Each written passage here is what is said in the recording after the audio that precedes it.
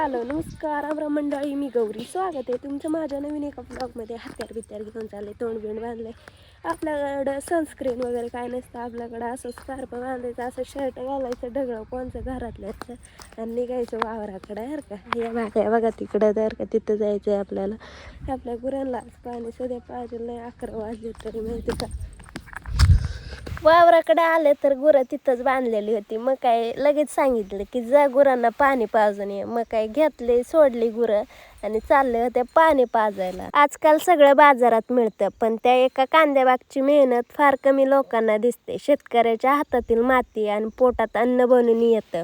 अशा क्षणी वाटतं आपलं आयुष्य साधं असलं तरी खूप श्रीमंत आहे. मातीशी जोडलेली माणसं कधीच गरीब नसतात हे आज पुन्हा एकदा जाणवलं. कांदे कापायला सुरुवात केली होती, डोळ्यात पाणी आलं, पण मन मात्र आनंदी होतं. घरच्यांच्या हातात हात घालून काम केल्यावर वेळ कसा जातो ते कळतच नाही. इकडं बाया बी आले होते आणि त्यांचं पण चाललं होतं कांदे कापायचं काम. आणि काम करताना हसून खेळून जर काम केलं तर काम केल्यासारखं वाटत नाही आणि असं जास्त अंग दुखल्यासारखं पण वाटत नाही. एक पाडगं कापून झाल्यानंतर मग म्हणले की सगळ्यांना पाणी दे. ताण बी लागली होती आणि ऊन पण लागत होतं. मग काय दिलं सगळ्यांना पाणी.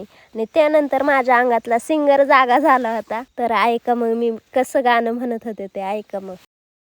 दिल दिया दिल ना लिया, बोला ना क्या किया. रिॲक्शन यांच्या रिॲक्शन बघा. तेवढं एक पाडगं कापून झाल्यानंतर आम्ही सगळे बसले होते जेवायला आणि सगळ्या बायांनी जेवढं आणलं होतं आणि घरचं बी जेवण घेऊन आले होते तेवढं सगळं एका ताटात मिक्स केलं. 5 स्टारच्या जेवणाला बी फिकं पाडेल असं जेवण होतं. जेवण वगैरे झालं आणि मग मला जायचं होतं गुरांकडं, कारण माझा झाला होता गुरांकडं जायचा टाईम. तर ही नानी एवढी वैतागली होती ना, तिथं डायरेक्ट बोलत होती की जा बाई तू पहिली जा बरं. एवढे कांदे कापून झाले होते. मग म्हटलं तुम्ही घ्या कापून, मी जाते आता गुरांकडं.